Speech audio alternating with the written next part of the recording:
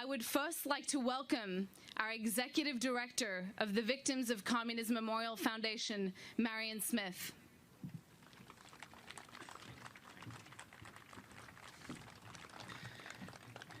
Hello. We gather on this solemn anniversary for one reason: to tell the truth about what happened in Tiananmen Square. It is an honor to be here today with survivors of that fateful day, and a privilege to stand in solidarity with all of you in our continued effort to see that the Communist Party is held accountable for its crimes against the people of China.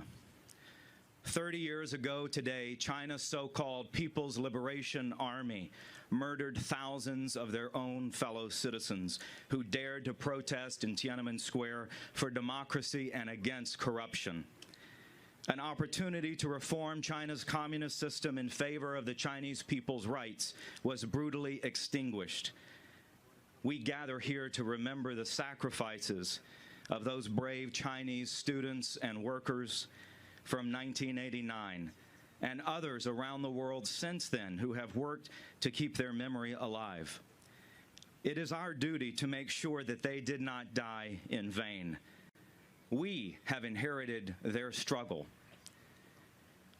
even as Xi Jinping has inherited the leadership of the guilty party, the Chinese Communist Party. Today, the official party line is that the unrest and turmoil in China in the 20th century was worth it, because China is now a rising world power and everyone in China is improving. But in reality, Xi Jinping's socialism with Chinese characteristics today includes the continued destruction of the Tibetan people's culture, the detention of 1 to 3 million Uyghurs in concentration camps, the persecution of house Christians, the mutilation and organ harvesting of Falun Gong and other prisoners of conscience, the forced abortions conducted on mothers who want to keep their babies, the harassment of journalists, attorneys, and artists, the brainwashing of entire new generations of Chinese in schools and through the new social credit system, and the imprisonment of Hong Kong students and booksellers.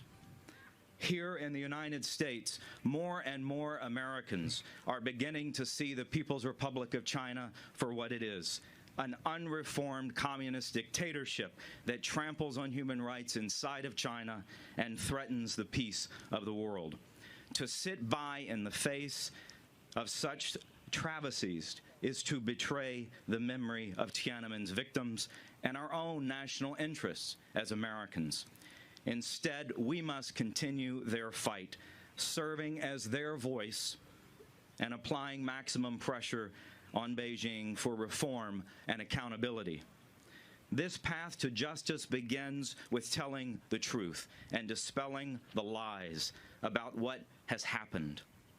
Yet the Communist Party's war on memory is being waged inside and outside of China. They are terrified of people knowing the truth. They know the truth will make people free. And China's tyranny depends on lies and fear. They are most threatened by people knowing the truth about what happened in Tiananmen. It is the deepest, darkest secret of the Chinese state, because that massacre broke the trust of the people and revealed the party system for what it is: a cruel dictatorship solely devoted to its own survival. As we gather here today, there are 127 brave individuals in China who deserve our attention and our support. They're known as the Tiananmen Mothers.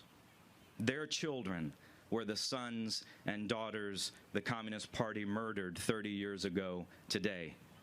And they, more than anyone else, refused to let the world forget what happened. China's rulers have tried to silence the Tiananmen Mothers every way they can. Although they are elderly, authorities routinely throw them into prison, place them under house arrest, monitor their every movement, block their communications, and disrupt their daily lives. And still, the mothers refuse to back down.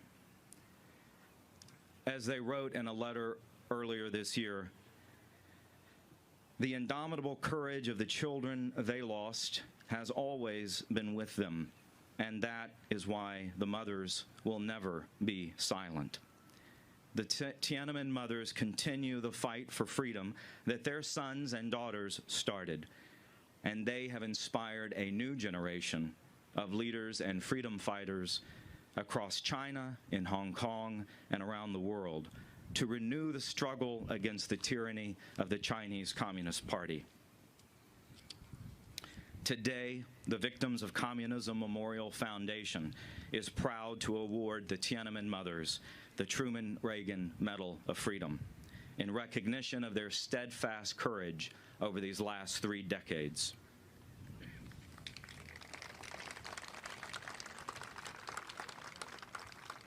She can come. In an open letter that I referred to, the mothers lamented that time is merciless and the natural laws of life, aging, sickness, and death spare no one. 55 members of their group have already died.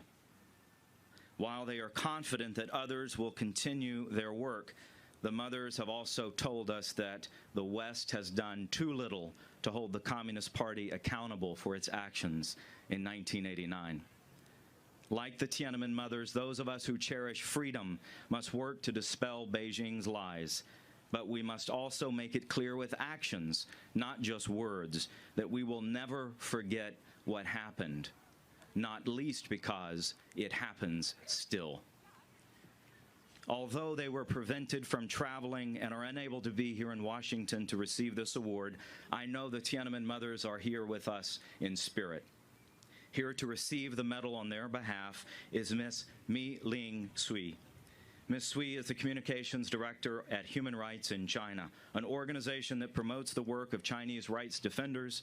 For the 30th anniversary of Tiananmen Square this year, they have featured the work of the Tiananmen Mothers and launched the Unforgotten Project, a series of profiles telling the stories of the victims of the massacre. Today, Ms. Sui will accept the Truman Reagan Medal of Freedom on behalf of the Tiananmen Mothers and offer remarks on their behalf. Please join me in welcoming Ms. Sui.